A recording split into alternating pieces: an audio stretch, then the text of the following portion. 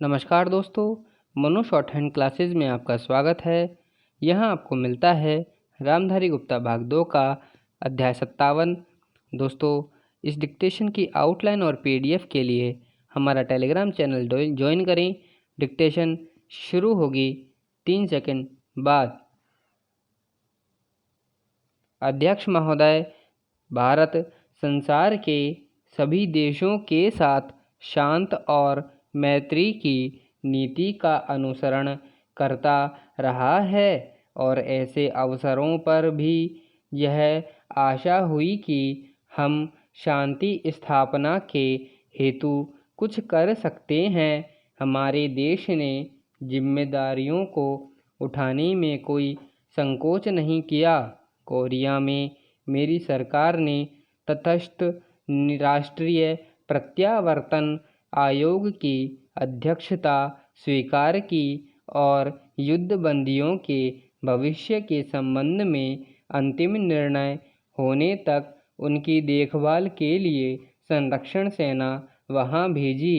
दुर्भाग्यवश विराम संधि समझौते में सुझाई गई पद्धति के अनुसार कार्यवाही नहीं की जा सकी, जिसके कारण एक कठिन स्थिति पैदा हो गई।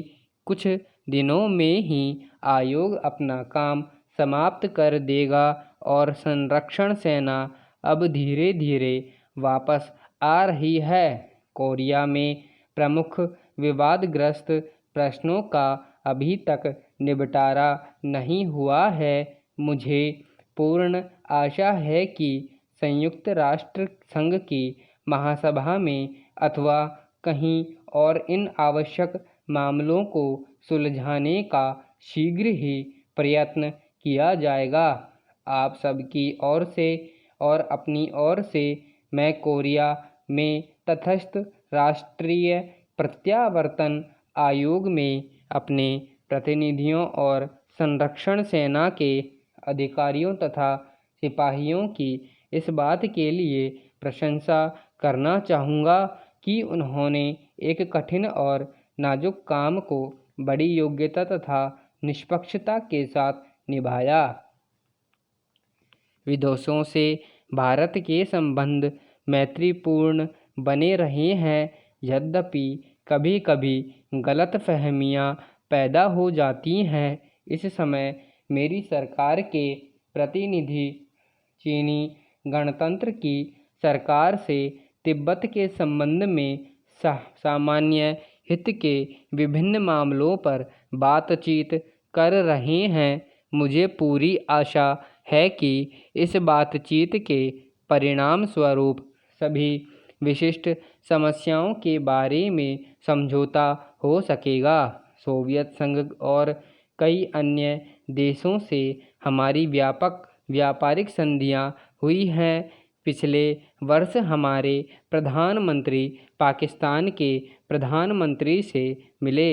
ये मुलाकातें मैत्रीपूर्ण थी और इनके फलस्वरूप दोनों देशों के बीच कई एक विवादग्रस्त मामलों के बारे में जो कुछ बहुत दिनों से चले आ रहे थे, पारस्परिक सद्भावना पैदा हो सकी। इस दिशा में हम कुछ आगे बढ़े थे, पर दुर्भाग्य से कुछ ऐसी घटनाएं घटी हैं जिनके कारण प्रगति में रुकावटें पड़ रही हैं। मुझे खुशी है कि मेरी सरकार और श्रीलंका की सरकार के बीच श्रीलंका के भारतीय प्रवासियों के प्रश्न का समझौता हो गया है। इस समझौते द्वारा उक्त समस्या का अंतिम रूप से निपटारा नहीं होता, परंतु उस दिशा में यह पहला कदम है और समस्या के हल के लिए गंभीर प्रयास है। इसलिए मैं इसका स्वागत करता हूँ।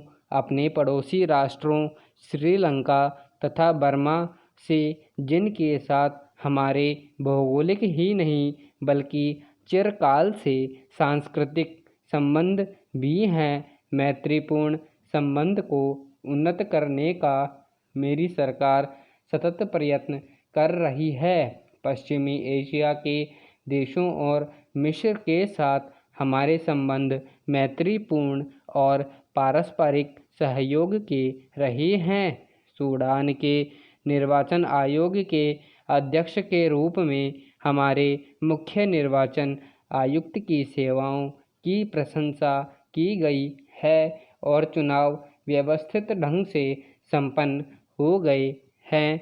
समाप्त। धन्यवाद।